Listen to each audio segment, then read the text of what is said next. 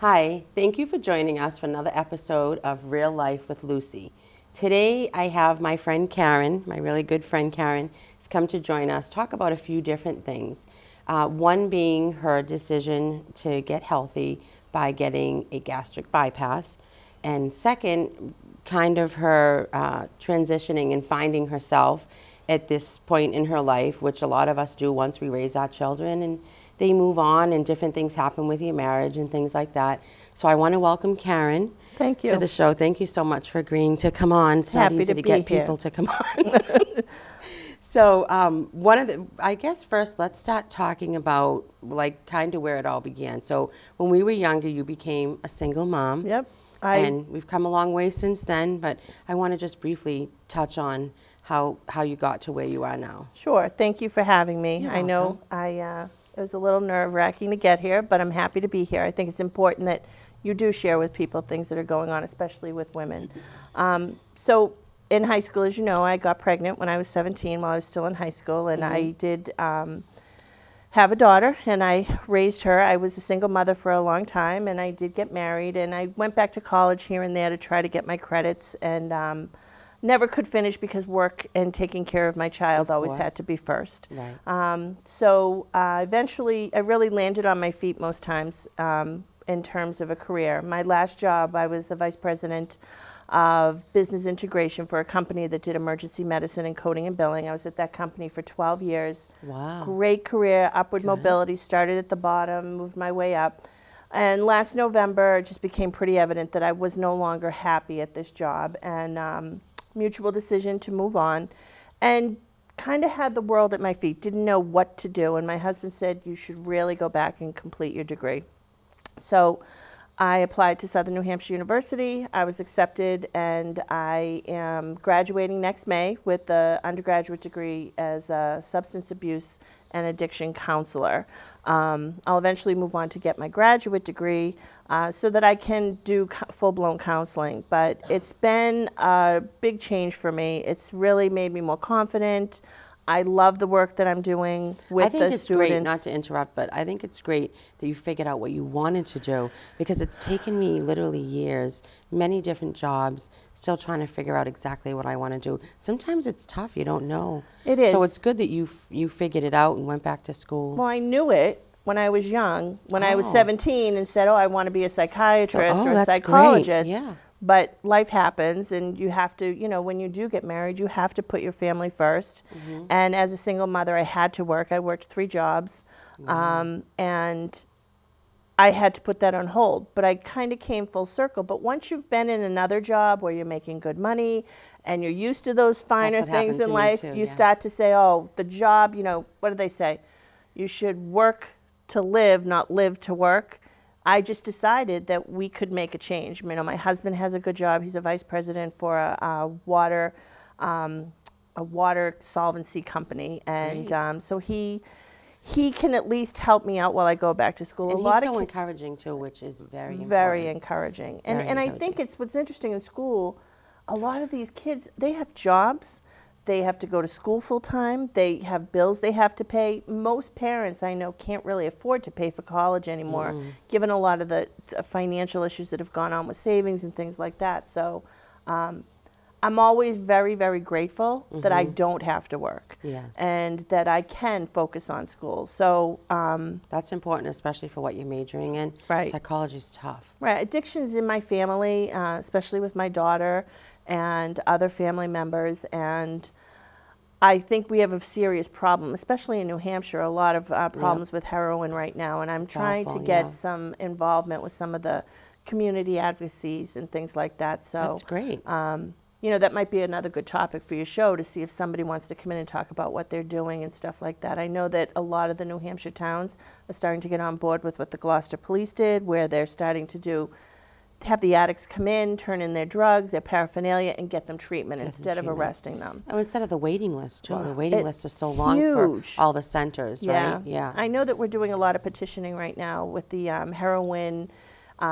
is killing my town Facebook pages. There's a lot of them. They have a lot of advocacy on those where they're requesting you call the governors and the different attorney generals, and there's a lot of momentum going on right now. So I think it's a good time. So it's very needed. it's not going to make a lot of money like a vice president, but, it's funny what you can live with once it's gone. It's like everyone who wants to buy a new car. Oh my God, how am I going to afford a new car payment? Right. But then you get the car and you figure it out and you go on your merry way. Works, But, right. so. But you want to be happy. And, I now do. you've raised your family and you figured out, like you said, you've always wanted to do it. I'd be figuring it out. But so the money isn't as important. And it's not like you're going to be living in a shack by giving up your job. And Right. you still have a beautiful home and a great family. Yeah, I do. And my kids are very encouraging as well, my daughter especially, and I still have one in college, so it's really an interesting dynamic. Yeah. That I'm in college and he's in college. Of course, I get straight A's. He doesn't do that, but that's because I'm older. Right. So it's been a really good journey. I wasn't bitter very long after not having the job anymore. A lot of people kind of I felt bad for myself for a week, but then you just pick yourself up Right. and you move on. For a whole week. You eat a lot of cupcakes or something, which is why I'm here. So me. I have I put on this extra weight probably over the course of, I'm going to say 4 years. My husband and I will be married 6. We'll be together, I think it's going to be 8. And 8 years. So and you've put on the weight. Has he put on weight too? yes, he has put on weight too. And I think it's like anything though. You're in love. get You go to comfortable. dinner. You Yes. go out for drinks. You go out. The drinks are what does it. Oh, the drinks alcohol is- nowadays, because they're so sweet and Oh. there's a lot of calories in them. Absolutely. So you're in love and you're doing those typical datey things. And and then I moved into a home with 3 guys who are over 6 feet tall. They eat a lot of food, so I'm making a lot of food. I'm eating all the food with them. It's like, there was always a pasta dish, and it doesn't help when you're a good cook. So Yeah, I'm I'm a a good You wonder why. yeah, I'm a good cook. So we would have lots of good stuff. So so it was probably over a year ago that I had signed up to go to an informational session at Leahy Clinic. And I canceled it because I got a lot of flack. You're not going to go have surgery. You don't want to do that. My husband was worried. A friend was worried.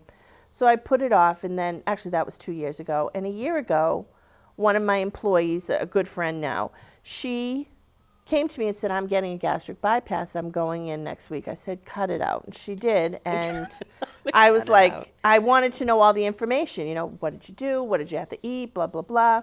So she is a year post-op. She's lost 110 pounds. She looks amazing. I have another friend who I just recently connected with on Facebook. She also worked for me. I must be a good boss because these people stay friends with me. Right.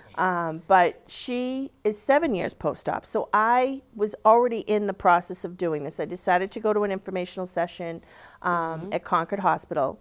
My husband came with me because he was very skeptical and concerned. Right. And the physician who's doing my surgery presented 2 options, a gastric sleeve or a gastric bypass. Okay. And they also have done what's called a lap band. I don't know if you've ever heard of this, where they put a band and constrict your stomach area so I it think breaks I it a little have. bit. Yep. And the lap band is basically going out of, out of business, so to speak. They're not really recommending it anymore. They're doing the better of the. Yeah, because right? they're finding a lot of people have difficulty with it. There's GERD, plus there's some scar tissue forming. You have to go in and there's a lot of maintenance. You got to decrease it, increase it. So the sleeve was presented in gastric bypass. Gastric bypass is literally when they cut the stomach away, they make a new pouch and they connect everything, and I'm probably not going to say this perfectly, but to the lower intestine, I believe. And the food goes into this small pocket so you can't eat much. And when I say small, the size of your thumb. Oh. And you eat slower and the food passes slower, but it also bypasses a lot of the area where the nutrition gets absorbed. So you don't absorb as many calories.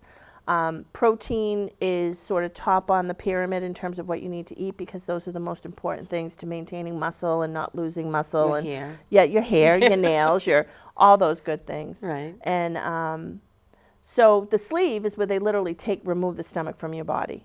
And they make a long type of stomach, so to speak. It's still small and you still the same process, but people who do the sleeve versus gastric bypass, and this is what I've learned, don't lose the weight as quickly. And honestly, I was able to lose a lot of weight before and keep it off for a very long period of time. It's Right. when you take your eye off the ball that you start to put weight on, I believe. So why, if you already lost it on your own and was able to keep it off, why are you opting for surgery this time? Because this is going to be my third time gaining in excess of 50 pounds in my life. When I had my daughter when I was 17, I put on a lot of weight. I lost that weight. I got married to my second husband. I put on a lot of weight. I lost all that weight. And then now this is the third time. Health-wise, it's not good to yo-yo like that. And every time I've gained, I put on an additional 20 pounds. So the doctor kind of made it clear to me that there's a connection or a disconnect in your brain almost where it doesn't recognize when you're full, and you have to kind of change your physical being in addition to your habits. So I said, great. I went to the session, sign me up. Oh, well, wait a minute. It's going to take you 4 months before you can have surgery. I'm like, what? So I had to go through a 6-week lifestyle class change. Yeah, there's a lot to it. I had to get a psychiatric evaluation. How'd that go? Went fine.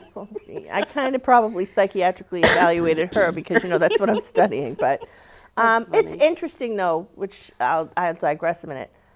A lot of people can lie in therapy. It's really getting to the truth. I mean, that's why I'm so interested in addiction, because I think the addiction helps people lie. And if you really want to talk to somebody, I don't think you can get out what's really going on with them in one session. Yeah.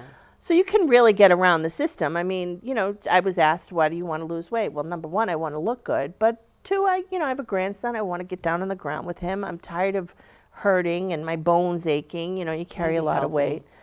So the psychiatric evaluation went fine. I had to have a upper GI colonoscopy, which thankfully I turned 50 almost 2 years ago, so I had already had that done.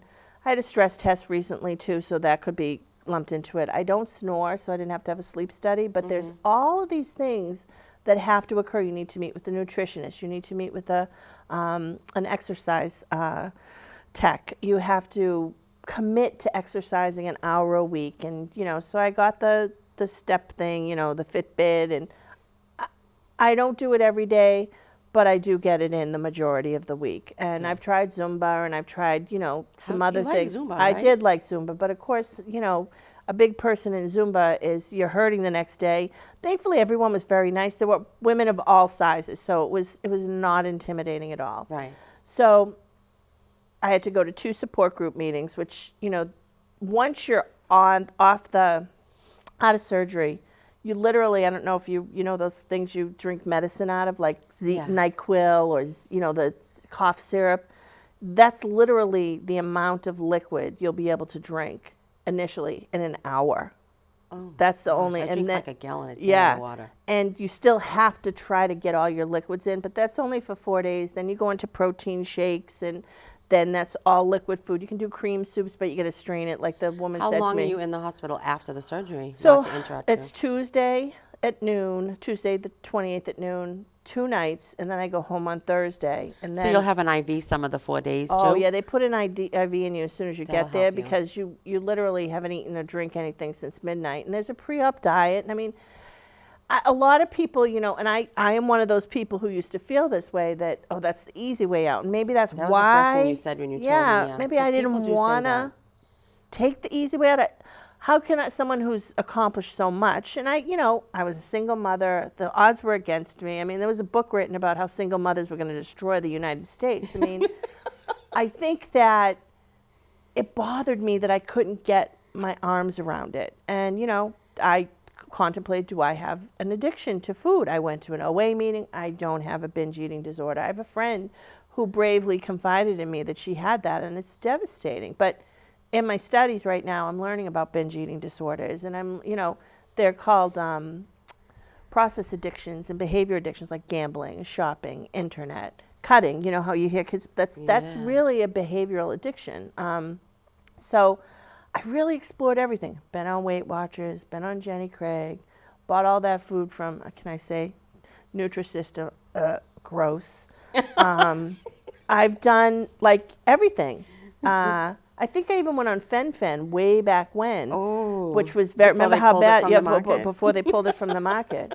So I think that it really, I was kind of like saying to myself, why can't I do this? Why can't I get my arms around this? I do that too. I'm like, I've accomplished everything I wanted to accomplish, Right. even going to college and stuff. Why can't I do this? You've done so much too. I mean, it's true. We've talked about this, and I think about what I eat, and I don't think I eat that much, but then I start to track my food, and once you track it, you really know. When I'm tracking, I lose weight. When I'm not tracking, it's easy to say, oh, you forget what you eat. Yes. You do. It's true. So I went to the first informational session mid-March, and I finished up with the surgeon this past Monday. Of course, in the middle of this, I went on a cruise, so I put on 7 pounds that I had lost. So now he's like, you got to lose more weight. I'm like, oh, thankfully I've already lost 5 pounds. It's easy once You you lost get going. more than you needed to lose, though, right? No, I did. I couldn't go too low. That's another. It's the whole thing's counterintuitive It's kinda because funny, yeah. you can't lose too much because the insurance won't pay for it. So there came a point where they said, stop losing weight, and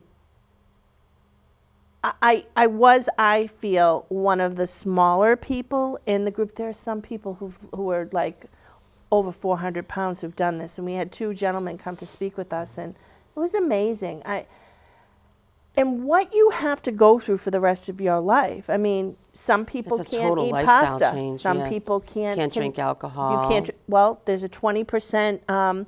20% of the people who have gastric bypass become alcoholics because they are substituting something with something else. So Really? you have to really be careful for that. my goodness. Obviously, with addiction in my background and all that, I'm not concerned about that, but can appreciate why you need to know that information. Yes. The guys who came and talked to us at the last meeting talked about how their feet were always cold, but my 2 girlfriends said their feet are never cold, so maybe it's a boy thing. But my mother was very concerned. She was the least happy about it. And my friend Michelle, he was like, but you love to cook and you love to eat. And I'm like, yeah, that's what got me here. But I think I can still do all that. And the doctor assured me I can't. The first 3 months, you're definitely on a type of plan where you have to eat differently. You can only add new foods into your diet in increments. So the first 2 weeks, I'm like literally on clear liquids, and then I can move to my protein shakes. But like the nutrition said, nothing with bits, chunks, or lumps in it. Everything has to be strained because your pocket is still healing, your new stomach. But realistically, you should be able to still cook and Absolutely. eat because you're going to do a whole lifestyle change where you're going to be eating smaller portions. Absolutely. And as long as your body can tolerate it, you'll still be able to do it, right? Absolutely. Because this isn't saying for the rest of your life, No. you're not going to be able to eat good food. You're just going to be eating smaller portions, hopefully. Smaller Because your portions. stomach will hold smaller portions. Right, and because the emphasis is going to be on a low-carb diet, which is really what all of us should be eating. Right. We all know white flour is not good for you. We know breads and pasta is not good for you. Whole wheat is good for you, but I think that it's driving me there, and the portion size. What people get in trouble with, because my big thing was, well, people gain weight after the surgery. How does that happen? Right. I like couldn't I get know my people arm. that's happened to, yes. I couldn't get my arms around it. Like if you've got a little tiny belly, how do you? But what happens is because it is smaller, you can eat more during the day because you could eat every hour. Once that stomach empties, you could add something else. The other thing is people end up drinking a lot of culottes and shakes because it's slippery and easy on the belly, so it goes down. So caloric-wise, it's Caloric-wise, it's huge. Yeah, so that you makes know, sense. some Sonic shakes, I think, are 2,000 calories per shake. If you have like 5 of those a day, I mean, that's way more than you should have. Wow. So it really is about, in that instance, it's not about quantity, it's about quality. Right. Because your stomach will be small forever. But if you decide to graze throughout the day, they recommend no grazing, which everybody says you should graze, but To you keep should your have 3 metabolism going, meals, yes. right. And, it's funny because, everyone says, well, if you don't eat enough, you won't lose weight, which I don't agree with. I mean, if calories in, calories burnt, I think that that's a little bit of a myth, but I'm not a nutritionist. So my mom couldn't understand why, if I was going to have to make lifestyle changes after, why couldn't I just make them now? And That is a good question. it is. And I said, but it's not just about the changing of the food, it's about the amount of food and how the nutrition is going to be absorbed. Because if you take in 1,000 calories and you only absorb half of them, then you are going to lose weight. So I Right. think it was changing all of that, and again, I opted for bypass because my stomach will still be with me. If God forbid anything happened, they can go back in and reattach it. I guess I don't know if that's ever happened. And then I want to lose the weight as quick as possible because I'm fairly certain, I'm really certain that once I have lost it, I will maintain it. You know, they always say nothing feels as good, nothing tastes as good as thin feels. Well, yes, sometimes it does, but I think that my goal will still be to cook. I've been cooking a lot more healthy and. But you know something, maybe you'll cook smaller portions too. Well, and so there won't be things so much right. food. Putting things on a small plate, doing Yeah, those types of things. That really helps. It does. You really do eat with your eyes first and eat with your smells. It's terrible. I probably shouldn't say this, but I was thinking, well, maybe I can put things in my mouth, chew them, taste them, and spit it out. But it really, you know, I mean, I guess everyone tries to find a way around it. But I think that it was a hard journey. I mean, it's been 4 months, but I've been thinking about it for 2 years. Right. My So it mom's wasn't better. something She overnight. talked to some friends. You know, remember when I first told you, I'm like, don't tell anyone. And here I am on, you know, public TV talking about it. But it was because I was concerned what people were going to think. And at 51, almost 52, I probably shouldn't care about that. But we all care. We all all want do, people yeah. to talk We nice wanna be about us. accepted, yeah. Right. And I just felt like I didn't want to make a big announcement. You know, I'm not putting it on Facebook. The people who matter in my life know about it. But I also feel like everyone who I've asked, do you regret anything about the surgery? Because I was hoping somebody would say, yeah, I would, blah, blah. They wish they did it sooner. Every single person That was I've the only asked. regret they had. Yeah, they would just wish that they hadn't spent so much time. But again, you know, woulda, shoulda, coulda. You know, But another thing, that's an option. I mean, obviously, Weight Watchers does work for some people because it wouldn't have been around as long Yep. if it hadn't. The food that you ordered, what was the name of it? Jenny Craig or Jenny Craig Nutrisystem. Nutrisystem. Obviously, that works. Yep. When we were growing up, we ate smaller portions of things. That's how we all stayed thin. You know, coffee cups were this big, and now they're this big. You know, it's. I think people's portions, right? Even like on pasta, like a box of pasta is supposed to feed like 5 or 7 people. You know what I mean? And I've been to people's houses where there's been 2 or 3 of us, and they've made a whole pound. Right. You know what I mean? So our portion size is definitely messed up, and your decision to do that is one option, one way to lose weight, and you have Absolutely. tried other ways. So it's not like you just now decided you want to lose weight and that's what you're going to do. You've tried other things, and I think the psychological part of it, like you said, some people become alcoholics Yep. because obviously they weren't ready for the surgery. They still have addiction problems in their mind, right? I think so. Somebody told me about their niece. My friend who's 7 years post-op told me about her niece who also had it. It was like a family affair with them. They all went and got it. And both her niece and her sister have put back on some of the pounds. Oh. And one of the things was her niece is now, she's young. She's going out. She's going to clubs. She looks good. She's Right. meeting people. She's meeting men. You know, not that there aren't men out there who don't like us beautiful women. My husband will be the first one to tell you I'm the most beautiful girl in the world. But Right. I think that you're out in that atmosphere and you're drinking, and you know, sometimes people forget that alcohol has calories. You know, I had a friend once who wasn't counting cream in her coffee on Weight Watchers. I'm like, everything biggest counts, thing, you know. yeah. And part of what I struggled with Weight Watchers recently that I tried it was the free fruits and vegetables. Fruits have so much sugar and so much calories. A banana is 120 calories. If you ate 10 bananas, you know, you could easily go over your calorie count. So I think whatever works for you. I take a lot of how I eat from Weight Watchers. I do consider vegetables free. Most of them are 30 calories for a serving. And I don't like anything with like fat-free because they add sugar or salt or the artificial sweeteners to things. Which are bad. I've started to migrate towards making my own salad dressings, like a lemon vinaigrette or there's some good avocado salad dressings. dressings. Avocado with a lemon and some sriracha and some salt and pepper. Put it in a blender. You can make it thinner by adding water or chicken broth even and putting that on a salad. It's delicious. And avocado, you know, it's fattening, but it's a good fat and it satisfies you, so it keeps you full. So it's not like a light, thin, No. no flavor dressing. Right. Yeah. It's very good. And, you know, I like a little spicy thing, so that and the sriracha helps. But Yeah. it's forced me to look at how I cook. And, you know, I start back classes. I took 2 online classes this summer, and I'm done with that. And then I start back in the first week of September, I think before Labor Day, which I thought was weird. So you think you'll be ready physically? The doctor said I would, because originally my surgery was supposed to be August 11th, and I said, well, that's really late. Am I going to be ready? You can't lift over 50 pounds or something, or 20 pounds for like 6 weeks, and I have a heavy load for school this year, so I'm thinking of carrying my books, but now this will help me get there quicker. So, but you can also get the rolling bag. Yeah. Those are good.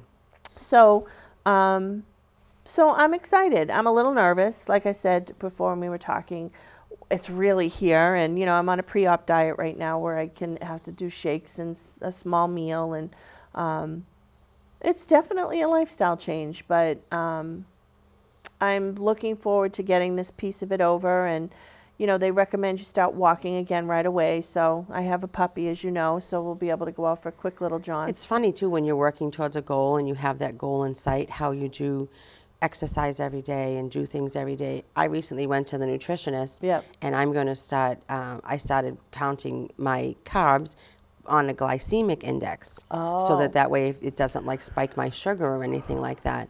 And it's funny how I'm sticking to it to like a T. You know what I mean? Whereas before, I probably could have done that. I didn't know how to do that way, but I always counted my calories to lose weight, and I was always able to do it like you were too. But there's so many alternatives. You just have to get it in your head so that you set a goal, right? Like you set your goal, and then I think that you're able to work towards it. Your friends that have done it long term, we were talking, and maybe in the future, they would like to come on and talk too. And we're not by any means recommending that somebody do this. You should do whatever makes you healthy. Obviously, you want to go talk to your doctor, things like that. But this is just one alternative, and people's views on it and how it's worked for them, basically, right? Right. And I think it would be great. I have, like I said, my friend who's 1 year post-op and 7 year post-op, both have kept their weight off and doing well and really happy with it, both very encouraging. But I agree, you know, you have to do what works best for you.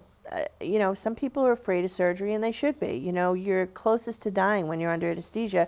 That has to shut off everything in your body. It's very scary. It's very scary. Yes. So you need to be sure that you're okay. And I'm still going to have to stay healthy after the surgery. The surgery is only helping me to lose the weight.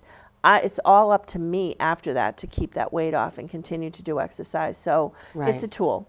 It's just another tool. And I think being held accountable, like going to the nutritionist and me having to meet that weight loss goal before the surgery, and they monitor you for up to a year after. You have to go on a monthly basis. And the follow-up, I think, is so important. So important. And I plan on joining a support group. You know, the same struggles that I had with food when I had a bad day, or when I, you know, was feeling sad, or I, you know, was just eating because I don't know why. I mean, how many times did you just pick something up and started eating it? You're really not sure why you're doing it. Yeah. Right. So all of those things are still with me. The lifestyle change classes have given me a lot of tools to help with that, but it's a good time in my life. I feel like at almost 52 years old, I've come full circle.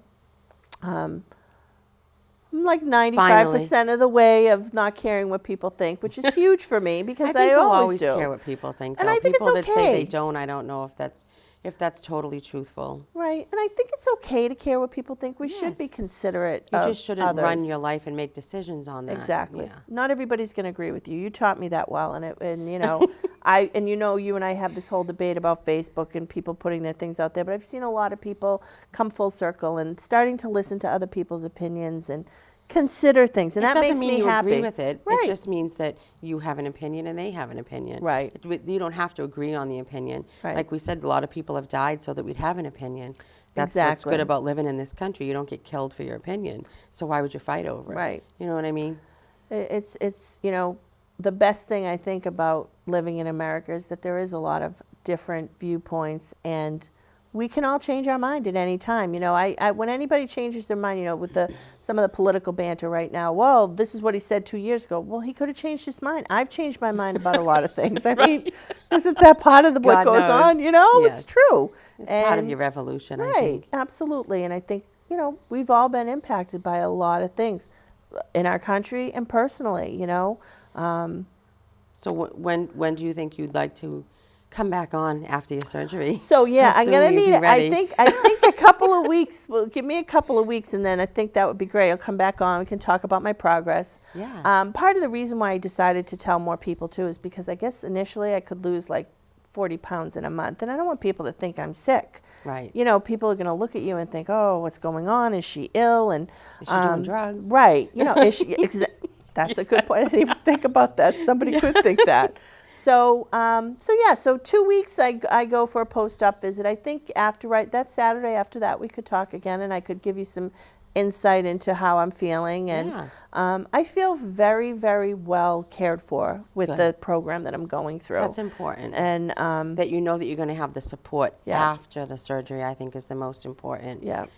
And that's been great. You know, even with school, I'm going on the fast track to finish my undergraduate degree. As you know, That's I'm amazing, taking yep. 8 classes next semester and 8 classes in the spring to wrap it up because I have to move on to get my graduate degree. But even my professors and everything, I've just felt very embraced by everyone as an older student. And It's hard. you know, now It's hard, you know my yeah. husband's like, "Are you sure you Used want to to be go to much school?" easier to remember things, didn't it? Right. That's totally true. My husband said, "You sure you want to go on campus?" I'm like, "Yeah, I have a lot of friends." Yes, exactly. So we're going to wrap it up for today. I'm going to wish you the best of luck, and of course, I'll be with you too if you need anything. And then you'll come back on my show, you promise? I promise. Okay. All right. Thank you again so much for joining us for this conversation, and thank you guys, everyone that came in to help for the crew. And I will talk to you all again soon. We'll have Karen back on post-op. Have a great day, and thank you for joining Real Life with Lucy. Thanks, Lucy.